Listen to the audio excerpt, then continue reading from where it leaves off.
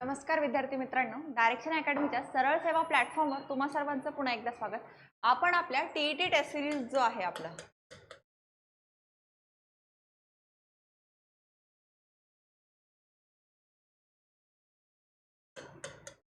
PYQ जी series जी आहे का आपली, हा आपला 2021 च्या परिसर अभ्यासाचे प्रश्न.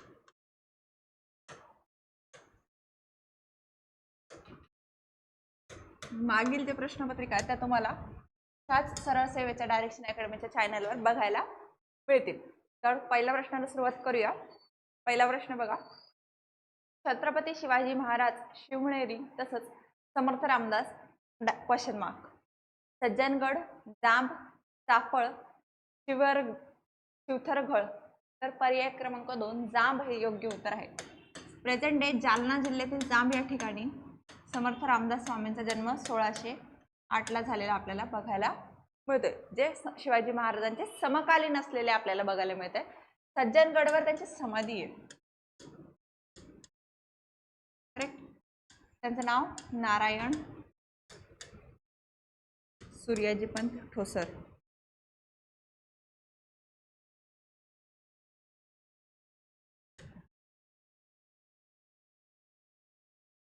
आपण त्यांना समर्थ रामदास या नावाने ओळखतो. त्यांचं सर्वात फेमस साहित्य जर कोणतं असेल तर ते म्हणजे आपले मनाचे श्लोक.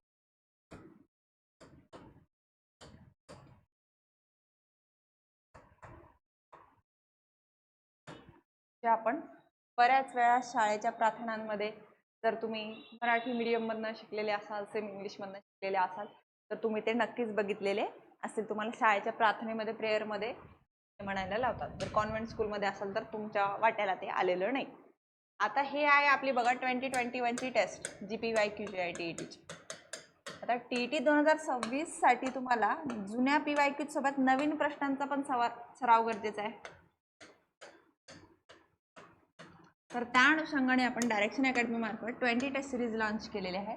त्याची फीस राहणार आहे मात्र 299 रुपये. तर डिस्क्रिप्शन बॉक्समध्ये तुम्हाला ॲपची लिंक आहे. तुम्ही डायरेक्ट ॲक्सेस घेऊ शकता टेस्ट सिरीज परचेस करण्यासाठी.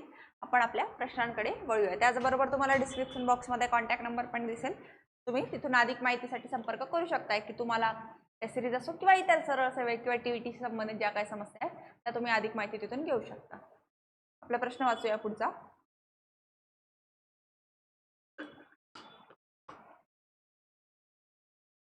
शिवराय आपल्या सेवकांची सहकाऱ्यांची पित्यासारखी काळजी घेत या वाक्याशी संबंधित स्पष्टीकरण देताना विद्यार्थ्यांना शिक्षक कोणाचा दाखला देत नाहीत.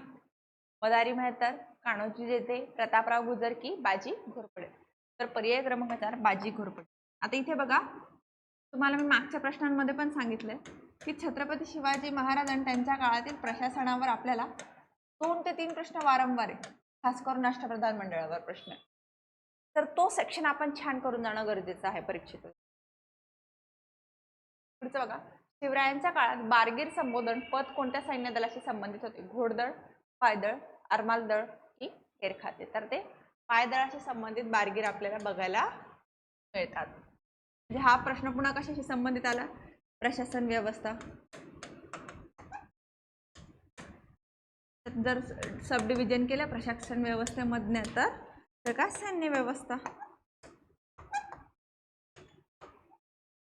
सैन्य व्यवस्था त्याचबरोबर दुसरा महत्त्वाचा घटक आहे तो म्हणजे महसूल व्यवस्था. यांच्यावर सर्वाधिक प्रश्न आहेत. मग ह्या सैन्य व्यवस्था आणि महसूल व्यवस्था कशा आहेत प्रशासन व्यवस्था त्या आपण एकदा व्यवस्थित बघणं गरजेचं ठरेल आपल्यासाठी. बघा, भारतीय संविधानानुसार खालील पर्यायांपैकी कोणता मूलभूत अधिकार नाही? धर्मस्वातंत्र्याचा अधिकार, शैक्षणिक व सांस्कृतिक अधिकार, मतदानाचा अधिकार, घटनात्मक उपाययोजनेचा अधिकार. तर मतदानाचा अधिकार हा फंडामेंटल राईट नाही आहे आपला लीगल राईट आहे, कायदेशीर अधिकार आहे.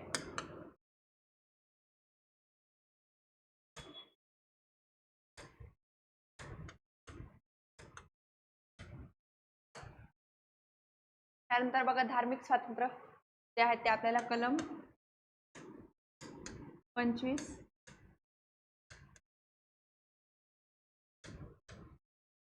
28 मध्ये बघायला मिळते. धार्मिक स्वातंत्र्यांबद्दल चर्चा केली आहे. शैक्षणिक व सांस्कृतिक स्वातंत्र्यासाठी कलम 29-30 सांगितलेला आहे बघा आपल्याला.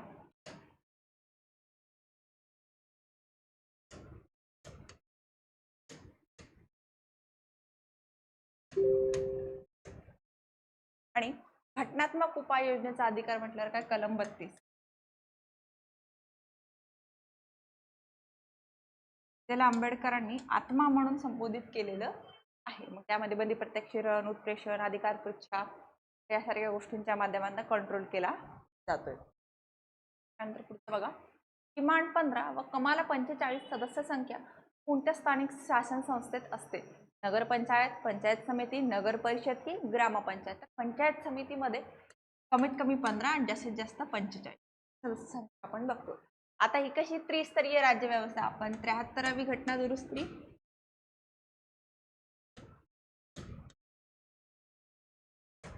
त्याच्यानुसार आपण पंचायत राज व्यवस्था आणली. पूर्ण भारतभर कशी त्रिस्तरीय.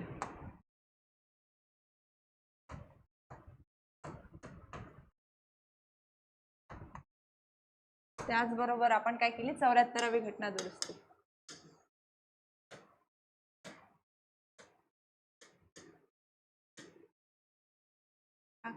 अंतर्गत काय आपण शहरी पंचायत राज्याला म्हणतो आपण, नगरपालिका, महानगरपालिका, त्या आपण कशा आणल्या, त्रिस्तरीय.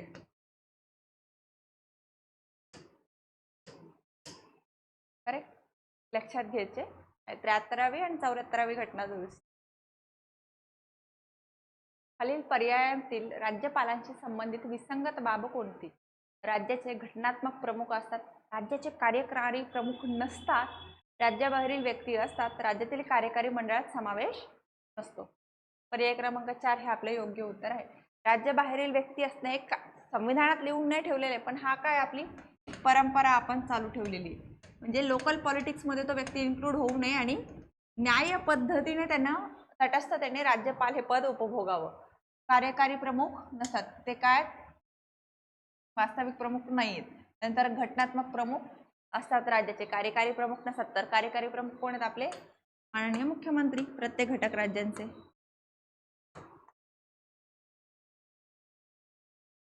वास्तविक प्रमुख, जसं सेंटरमध्ये PM असतात वास्तविक प्रमुख आणि राष्ट्रपती हे कार्यकारी, तसंच राज्यामध्ये पण ते घटनात्मक प्रमुख सोबतच कार्यकारी प्रमुख सुद्धा असतात ते, परंतु वास्तविक सत्ता ही आपल्याला मुख्यमंत्र्यांच्या हातात असलेली बघायला. तंतुमय पदार्थ नसणारा पर्याय कोणता? बाजरी, पालेभाज्या, कडधान्यांचा कोंडा की मार्गरीन?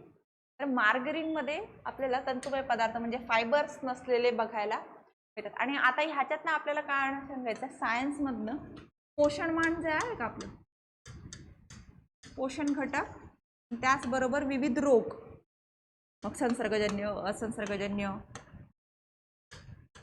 यांची बेसिक अंडरस्टँडिंग आपल्याला माहित पाहिजे. त्याच्यावर आपल्याला वारंवार प्रश्न आलेले बघायला मिळतात. पुढचे बघा, पेंच, नवेगाव व चांदोली हा गट प्रामुख्याने कशाशी संबंधित आहे? शहरवणी, अभयारण्ये, राष्ट्रीय उद्याने की जैवविविधता उद्यान? तर राष्ट्रीय उद्यान, नॅशनल पार्क्स आहेत हे. नवेगाव, पेंच, नवेगाव, नागझिरा हे कुठे गोंदियामध्ये बघतो आपण. पेंच आपण कुठे बघतो, नागपूरमध्ये, बरोबर. नवेगाव, नागझिरा आपण गोंदियामध्ये बघतो. चांदोली मात्र आपल्याला इकडे S1 S2 म्हणजे काय आपलं सातारा, सांगली,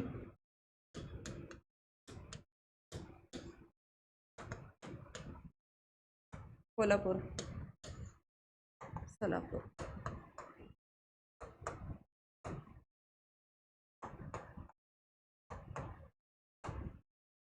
एकत्रित बघायला होतं. आणि चांदोलीमध्ये काय आपण माळढोक हा पक्षी बघतो.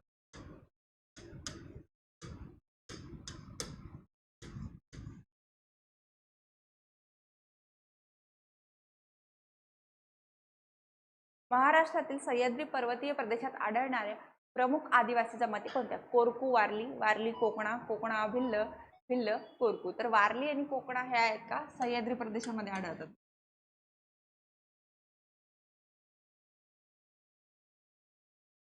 तर बघा, काळी मृदा या प्रकाराच्या मृदेची वैशिष्ट्ये गुणधर्म नसणारे विधान विचारले. बेसॉल्ट खडकांचा अपक्षय होऊन या मृदेची निर्मिती होते. टिटॅनिक फेरेस मॅग्नेटाइट या घटकांमुळे काळा रंग प्राप्त होतो. पाणी धरून ठेवण्याची क्षमता जास्त होते. या मृदेला रेगूर किंवा गाळाची मृदा असेही म्हणतात. तर गुणधर्म नाही, इनकरेक्ट. का पर्याय क्रमांक 4. रेगूर तर म्हणता पण तिला गाळाची मृदा नाही म्हणत, कापसाची मृदा म्हणतात, कापसाची काळी माती. गाळाची मृदा उत्तर भारतात आहे.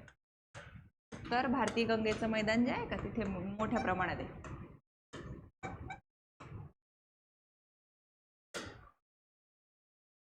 मैदानी प्रदेशामध्ये.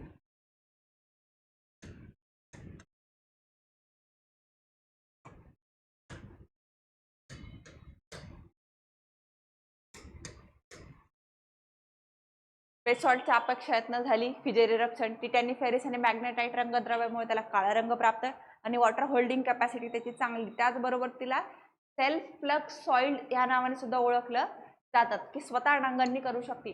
बघा ना, तुम्ही आजूबाजूला जर बघितले असेल मराठवाडा वगैरे त्या रिजनला जर तुम्ही राहत असाल तर तिथे बघा आपण जी मृदा बघतो का उन्हाळ्यात अगदी मोठमोठे तडे पडतात, परंतु पावसाळ्यामध्ये थोडं पाणी पडलं नाही की लगेच ते माती भुसभुशीत होते. सेल्फ प्लग सॉइल असल्याचं लक्षण आहे आणि त्याची वॉटर होल्डिंग कॅपॅसिटी खूप चांगली आहे. नंतर बघा पुढचं, महाराष्ट्रातील जलसिंचन क्षेत्राचा विचार करता सर्वसामान्य जलसिंचन साधनांचा वापरानुसार सर्वात जास्त आणि सर्वात कमीची जोडी लावायची.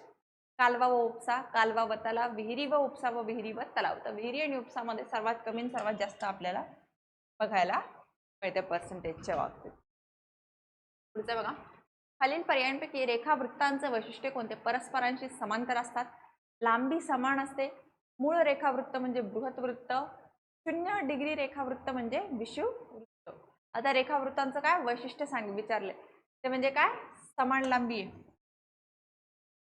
त्याचबरोबर त्या समांतर पण आहे. तर पर्याय क्रमांक 1 आणि 2 दोन्ही उत्तर आपल्याला इथे बघायला मिळतात. तर त्यामुळे आपल्याला इथे 1 प्लस 2 दोन्ही उत्तर बघायला मिळतात. तर याला आपण हॅशटॅग समजूया या प्रश्न. एक रेखावृत्त समांतरावर असे बघतो आपण वृत्त जाळीमध्ये, आणि एक रेखावृत्त म्हणजे 4 मिनिटांचा फरक देतो. तर त्या अनुषंगाने ते लांबी समान आहे. त्यानंतर बघा, मैदान या नावाने ओळखला जाणारा प्रदेश कोणता? छत्तीसगड राज्याचा दक्षिणी भाग आणि ओडिशा राज्याचा नैऋत्य भाग, छत्तीसगड राज्याचा मध्य भाग आणि ओडिशा राज्याचा पश्चिमी भाग, पूर्वेचे पठार की कर्नाटकचे पठार? तर कर्नाटकच्या पठारांमध्ये मैदान आपल्याला बघायला मिळते, करेक्ट. परंतु आता हे पण समजून, दिशाचं नॉलेज जर व्यवस्थित असेल तर काही अडचण येणार नाही. छत्तीसगड राज्याचा दक्षिणी भाग, ते छत्तीसगड आहे दक्षिणी भाग म्हटल्यावर हा पोर्शन, आणि ओडिशाचा नैऋत्य भाग म्हटल्यावर कोणता आहे? शेजारचा ओडिशा, त्या नैऋत्य भाग. हा एरिया पठार नाही, हा काय दंडकारण्य एरिया आहे. काय? दंडकारण्य.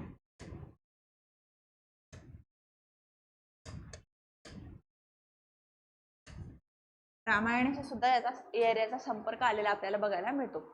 त्यानंतर छत्तीसगड राज्याचा मध्य भाग आणि ओडिशाचा पश्चिमी भाग, इकडे बघा छत्तीसगड ओडिशा, करेक्ट. छत्तीसगड राज्याचा मध्य भाग म्हटल्यावर हा पोर्शन,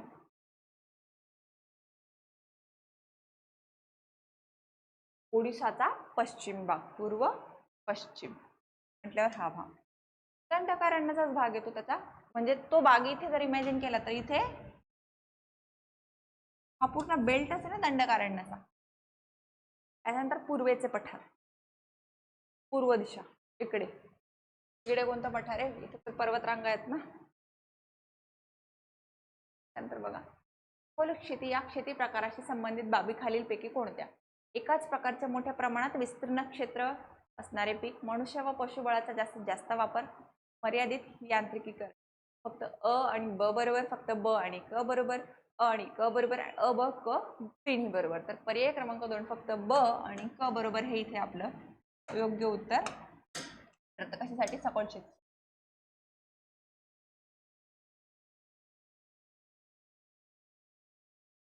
प्रश्न बघा आपला, गुजरातच्या सीमेशी संलग्न लागून असलेल्या महाराष्ट्रातील जिल्ह्यांचा गट कोणता? गुजरातच्या सीमा असलेल्या नंदुरबार, धुळे, जळगाव, नाशिक, ठाणे, पालघर की ठाणे, मुंबई. आता मॅपिंग जर तुम्ही चांगली केलेली असेल महाराष्ट्र राज्याची तुम्हाला लक्षात येईल. राष्ट्र समजा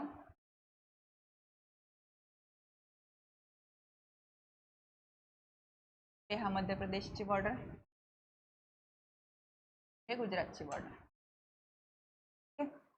आता इथे बघा जळगाव आणि नाशिक. नाशिक मध्यभागी आहे, नाशिक सीमेवर नाही.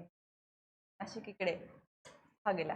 ठाणे आणि पालघर इकडे, पालघर आणि ठाणे खाली. ठाण्याचा संपर्क आहे का बरं का तिकडे, पालघरचा संपर्क आहे ना, हा पण पर्याय गेला. ठाण्याचाच नाही तर मुंबई आणि ठाणे हा पर्याय गेला. नंदुरबार आणि धुळे इकडे, नंदुरबार नॉर्थ साईड इकडे धुळे, सॉरी इकडे जळगाव इकडे धुळे, ज्याचा गुजरातचा संपर्क येतो आपल्याला. सीमारेषेवरची गावं जी आहेत का ती आपण बघायची आहे. तर या अनुषंगाने आपण एक काम करायचंय, गुजरात सोबत सीमा असणारी सगळं गावं, सगळं जिल्हे एक टेबलच बनवायचा. गुजरात, त्याच्यानंतर मध्य प्रदेश सोबत सीमा असलेले, मध्य प्रदेश सोबत सर्वाधिक सीमा आहे आपली, त्याच्यानंतर कर्नाटक,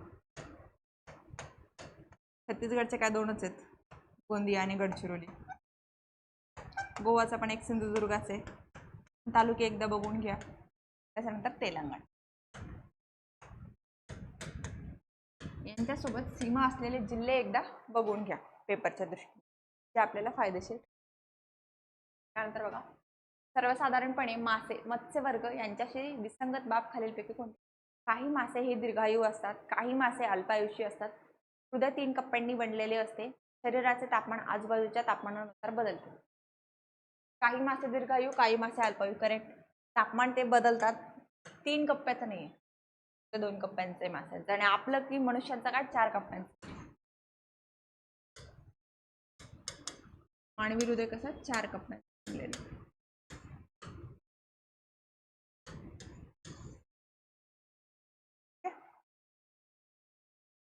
पुढचं संपर्कजन्य रोगांचा गट खालीलपैकी कोणता. ॲनिमिया, स्कीवी, गजकर्ण, नायटा, इसब, युरेमिया, खरुज, नायटा आणि गलगंड. खरुज, इसब आणि गजकर्ण. तर पर्याय क्रमांक 4 हे आपलं योग्य उत्तर आहे.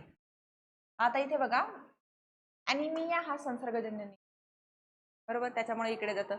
नायटा आणि युरेनियम नाही, त्याच्यामुळे दुसरा पर्याय जातो. आणि नायटा वरती नाही म्हटलं, खाली पण नाही नायटा. पर्याय क्रमांक 4 हे आपलं उत्तर आलं, की जे संपर्कजन्य बघायला मिळतात, की टच केल्याने त्याचा संसर्ग होऊ शकतो. मेलेल्या जनावरांच्या हाडांपासून बोनामिल नावाचे प्रचलित काय आहे. खत, जिलेटिन, कीटकनाशक की औषध. मेलेल्या जनावरांच्या हाडांपासून ते खत आहे बघा फेमस. त्यानंतर पुढचं प्रामुख्याने मानवी शरीराच्या बांधणीस आवश्यक असणारी पोषक द्रव्ये कोणत्या घटकांपासून मिळतात. पिष्टमय पदार्थ, मेद, जीवनसत्व की प्रथिने. प्रोटीन, प्रथिनांपासून मिळतात. त्यामुळे बघा तुम्ही जिम वगैरे अशा काही ठिकाणी जाल किंवा ग्राउंड वगैरे करत असाल, मला प्रोटीनवर जास्त भर दिला जातो. त्याचं कारण काय, तर हे शरीराच्या बांधणीला आवश्यक असणारं पोषक द्रव्य शरीर बांधणीसाठी. त्यानंतर पुढचं बघा शरीरावरील जखमेच्या जागी होणारा रक्तस्राव गोठवण्याचे कार्य कोण करते. म्हणजे समजा आता तुमचा हात आहे, हाताला इथे लागलं, तुम्हाला ते रक्तस्राव नंतर बघा ते ब्राऊन होतं, एकदम कडक होतं, रक्तस्राव संपर्कात आला हवेच्या की थांबवला जातो. त्याचं कारण काय. रक्तकोशिका, ब्लड सेल्स, रक्तबिंबिका, प्लेटलेट्स, रक्तलसिका की रक्तग्रासिका. तर प्लेटलेट्समुळे, रक्तबिंबिका जे आहे तर त्यांच्यामुळे ते होत असतात. रक्तकोशिका म्हणजे काय, आता आपल्या RBC आणि WBC, red blood cell, white blood cell. WBC तर काय आपले रोगप्रतिकारशक्ती, इम्युन सिस्टीमसाठी काम करतात. बघा पृथ्वीवरून आकाशात निळ्या रंगाचे दिसते, त्याला कारणीभूत ठरणारे घटक कोणते. वातावरण, प्रकाशाचे विकिरण. बरोबर, ब बरोबर, ब दोन्ही योग्य आणि ब दोन्ही अयोग्य.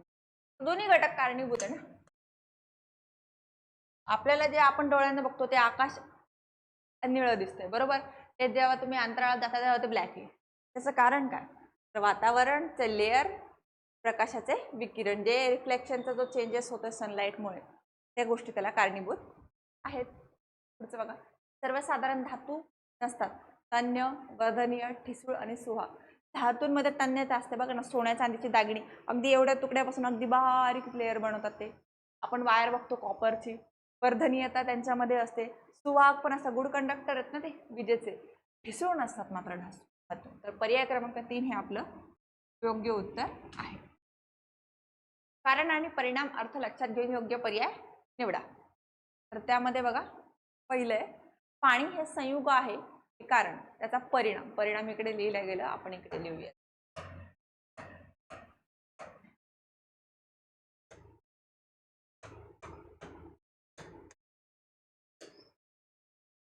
पाणी हे संयुग आहे. परिणाम पाण्याचे गुणधर्म हे हायड्रोजन व ऑक्सिजन यांच्या गुणधर्मांपेक्षा भिन्न आहेत. फक्त अयोग्य, फक्त ब योग्य, फक्त अ ब दोन्ही योग्य आणि अ ब दोन्ही अयोग्य. तर पर्याय क्रमांक 3 दोन्हीही योग्य हे आपलं योग्य उत्तर ठरतं. पाणी काय संयुग आहेत ना. आपण बघतो पाण्याचा फॉर्म्युला काय बघतो आपण, H2O. तर H म्हणजे काय, कशाला रिफ्लेक्ट करतं, हायड्रोजन.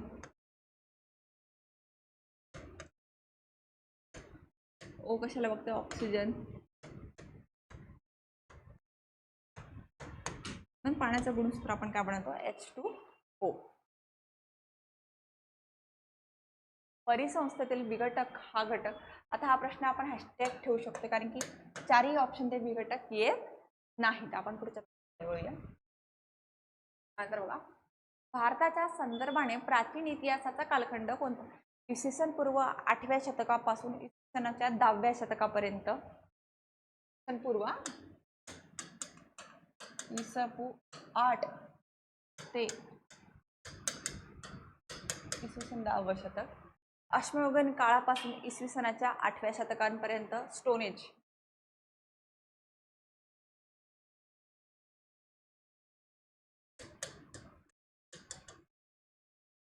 तिसरं अश्मयुगीन काळापासून इसवी सनाच्या 10व्या शतकापर्यंत.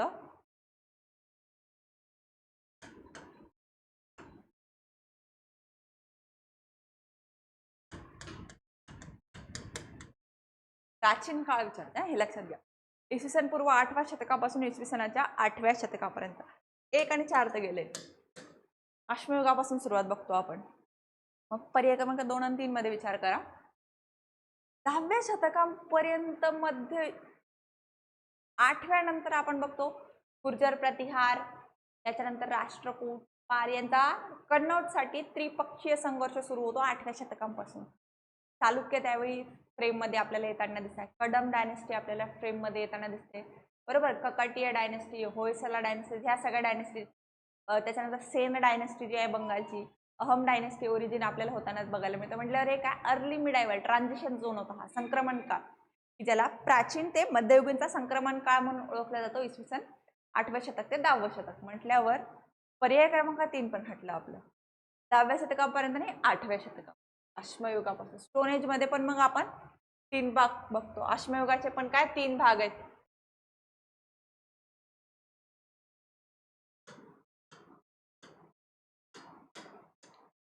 त्याचे 3 भाग. सगळ्यात पहिला काय, पुराश्मयुग.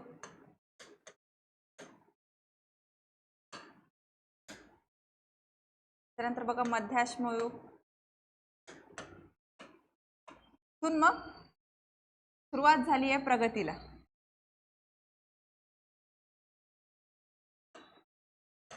चाकाचा शोध, शोध, शेतीचा शोध मात्र आपण नवाश्मयुगामध्ये लावतो.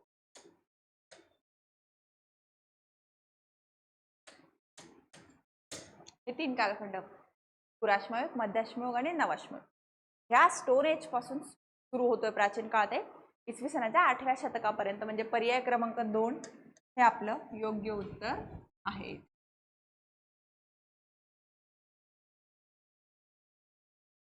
पुढचं बघा, खालीलपैकी कोणती योग्य विधाने आहेत. हडप्पा संस्कृतीला सिंधू संस्कृती असेही म्हणतात. हडप्पा, मोहनजोदडो या दोन्ही ठिकाणांच्या अवशेषांमध्ये समान वैशिष्ट्ये दिसून आली.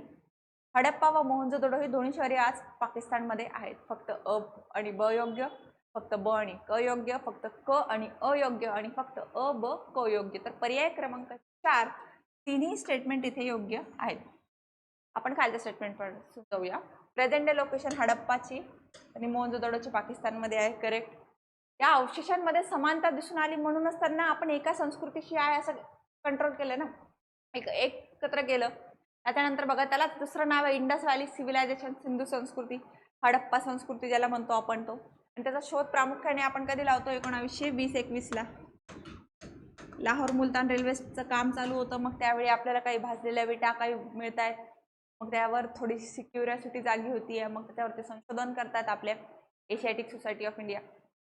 त्याच्यातनं मग अलेक्झांडर कनिंघम वगैरे त्यांनी जे केलेलं कार्य ते आपल्याला पुन्हा कामी येते. त्यानंतर राखालदास बॅनर्जी व दयाराम साहनी या 2 भारतीय व्यक्तींचं कार्य इथे फार महत्त्वाचं आहे. आणि त्याच्यानंतर जे हडप्पा संस्कृतीमध्ये साईट्स आपण शोधल्या तर त्या आपल्याला मोठ्या प्रमाणामध्ये पाकिस्तानमध्ये आपल्याला बघायला मिळतात. प्रेझेंट आपल्या भारतामध्ये जो किनारी भाग जो आहे का पाकिस्तानसोबतचा तिथे आपल्याला त्या साईट्स जास्त करून बघायला मिळतात. जसं की राजस्थानमध्ये बघतो आपण, गुजरातमध्ये खूप चांगल्या साईट्स आहेत, महाराष्ट्राच्या काही भागांमध्ये तुरळक साईट्स आहेत आपल्याला, नंतर हरियाणा पंजाबमध्ये साईट्स मिळतात, जम्मू काश्मीरमध्ये साईट्स मिळतात. तसं इंडस व्हॅली सिव्हिलायझेशन बद्दल ना एक गोष्ट लक्षात घ्या, सर्वात उत्तरेकडील ठिकाण त्याचं मांड आहे जम्मू काश्मीरमध्ये बघायला मिळतं. बरोबर. पूर्वेकडील काय आलमगीरपूर UP,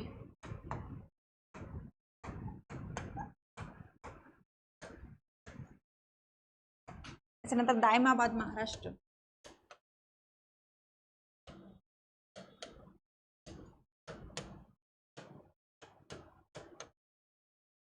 संता सोतकर गेंडा पाकिस्तान.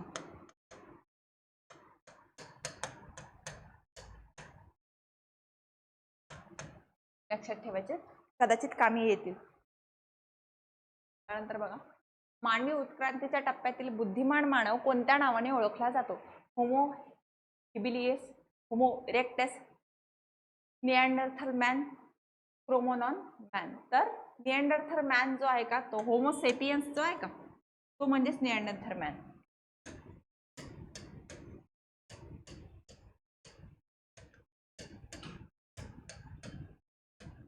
मानवी उत्क्रांतीमध्ये होमो सेपियन्सची भूमिका फार महत्त्वाची आहे. त्याच्यातनंच मग आपण प्रगत मानवी समाज जो आपण आज बघतो तो निर्माण झालेला बघतो. शिवकाळात हिंदवी स्वराज्याच्या साम्राज्याचा भाग नसलेला ठिकाण कोणता? शिवकाळ म्हटलं छत्रपती शिवाजी महाराजांचा काळ विचारताय.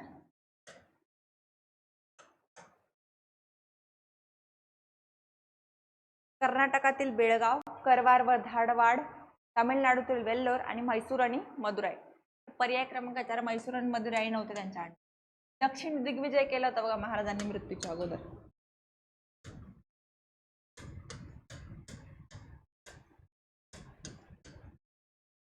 मग त्याचाच परिणाम तिथं आपण जिंजी किल्ला मिळाला. आणि आता मराठा मिलिटरी लँडस्केप जे आहेत का, मराठा मिलिटरी लँडस्केपच्या अंतर्गत युनेस्को वर्ल्ड हेरिटेज साईट मध्ये जे काही किल्ले सामील झाले त्यातला एक किल्ला महाराष्ट्राबाहेरचा तो म्हणजे जिंजी. दक्षिण दिग्विजयच्या टाइमला शिवाजी महाराजांनी तो कॅप्चर केलेला आपल्याला बघायला मिळतो.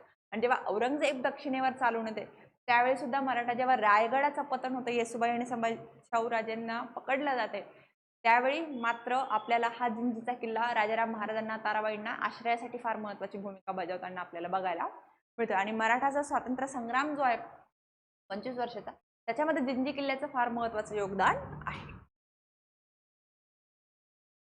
तर पुढचं बघा,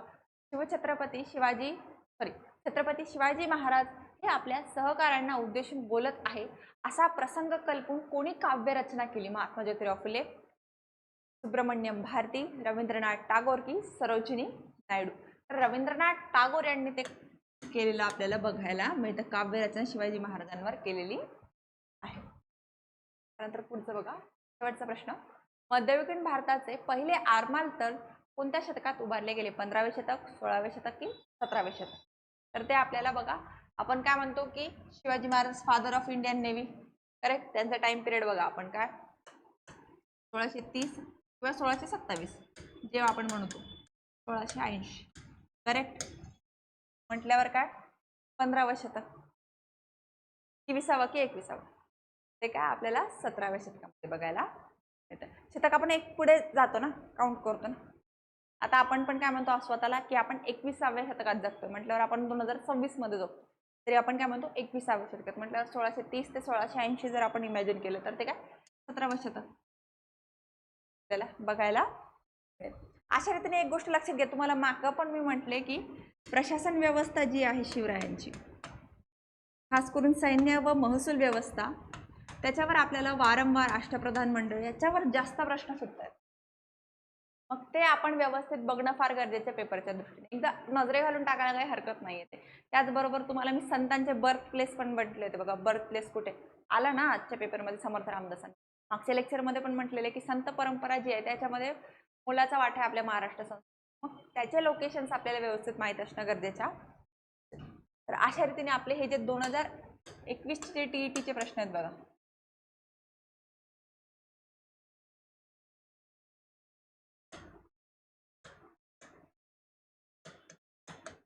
PYQ कशाचे परिसर अभ्यास.